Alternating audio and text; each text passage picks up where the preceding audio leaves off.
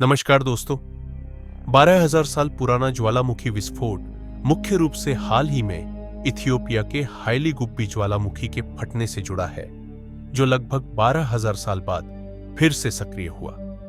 इसके राख के गुब्बार भारत समेत कई देशों तक पहुंचे, जिससे हवाई यातायात प्रभावित हुआ और वैज्ञानिकों को भी आश्चर्य हुआ, क्योंकि यह लंबे समय से शांत डोरमेंट था और इसकी गतिविधि अप्रत्याशित थी, जिससे प्राकृतिक आपदाओं और मानव नियंत्रण की सीमाओं पर चर्चा शुरू हुई।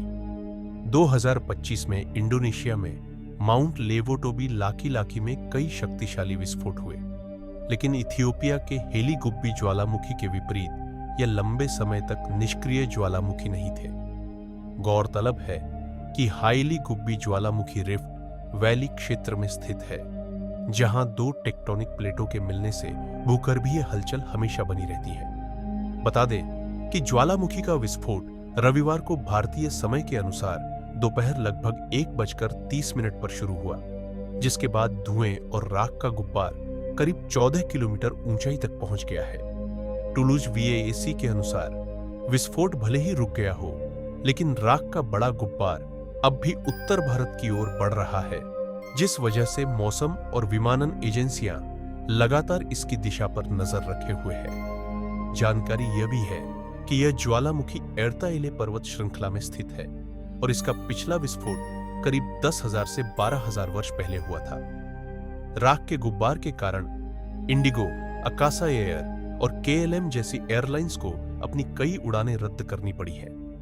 इसी बीच भारत के विमानन नियामक DGCA ने एयरलाइंस को सलाह दी है कि वे प्रभावित क्षेत्रों से बचें और उड़ानों की योजना, रूट और फ्यूल मैनेजमेंट में आवश्यक बदलाव करें। एयर इंडिया ने बताया है कि अभी तक उनकी कोई उड़ान प्रभावित नहीं हुई है, हालांकि वे लगातार स्थिति की निगरानी कर रहे हैं। स्पाइसजेट ने भी कहा है कि ज्वालामुखी राख कुछ अंतरराष्ट्रीय रूट्स को प्रभावित कर सकती है और दुबई जाने वाले यात्रियों को अपनी फ्लाइट की स्थिति चेक करने की सलाह दी है। अकासा एयर और इंडिगो दोनों ने सुरक्षा को सर्वोच्च प्राथमिकता बताते हुए कहा है कि वे स्थिति पर लगातार नजर रख रहे हैं और दिशा निर्देशों के अनुसार आवश्यक कदम उठाए जा रहे हैं। एक स्थानीय अधिकारी मोहम्मद सईद ने कहा कि इस घटना में कोई हताहत नहीं हुआ, लेकिन इस विस्फोट से स्थानीय पशुपालकों के समुदाय पर आर्थिक असर पड़ सकता है। सईद ने कहा कि हाईली गुब्बी ज्वालामुखी के फटने का पहले कोई रिकॉर्ड नहीं था। मुंबई के छत्रपति शिवाजी महाराज अंतरराष्ट्रीय हवाई अड्डे ने भी यात्रियों के लिए एडवाइजरी जारी की है। एयरपोर्ट ने कहा है कि इथियोपिया में हुए विस्फोट का असर कुछ अंतरराष्ट्रीय उड़ानों पर पड़ सकता है और यात्रियों को हवाई अड्डे के लिए निकलने से पहले अपनी एयरलाइन से संपर्क कर लेना चाहिए। कैसे बनते हैं ज्वालामुखी? ज्वालामुखी को पृथ्वी की पपड़ी अर्थ्स क्रस्ट में एक प्राकृतिक उद्घाटन ओपनिंग या दरार वेंट के रूप में समझा जा सकता है। यह संरचना पृथ्वी के गहरे आंतरिक भाग से मैग्मा, गर्म गैसों और चट्टानी टुकड़ों जैसे पदार्थों को सतह पर निकलने का मार्ग प्रदान करती है। पृथ्वी की गहराई में मौजूद अत्यधिक ऊष्मा हीट के कारण कुछ चट्टानें धीरे धीरे पिघलती है और एक गाढ़ा अर्ध तरल पदार्थ बनाती है, जिसे मैग्मा कहा जाता है। यह मैग्मा आसपास की ठोस चट्टानों की तुलना में हल्का होने के कारण ऊपर की ओर बढ़ता है।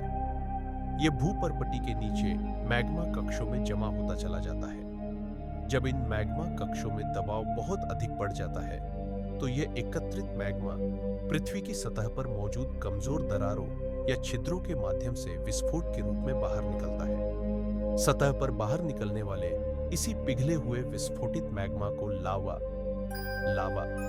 कहा जाता है। समय के साथ विस्फोटित पदार्थ छिद्र के चारों ओर जमा हो जाते हैं, जिससे पहाड़ या पहाड़ियां बन जाती हैं, जिन्हें ज्वालामुखी शंकु कहा जाता है।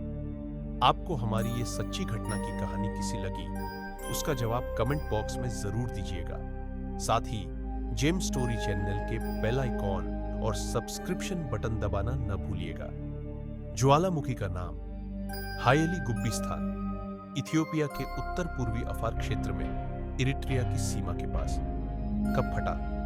नवंबर 2025 के अंत में 24 नवंबर को विशेषता, ये 12,000 साल बाद पहली बार फटा है और इसे एक शील्ड ज्वालामुखी माना जाता है जो आमतौर पर कम धुआं देता है, लेकिन इस बार इसने 14 किलोमीटर ऊंचा राख का गुबार छोड़ा।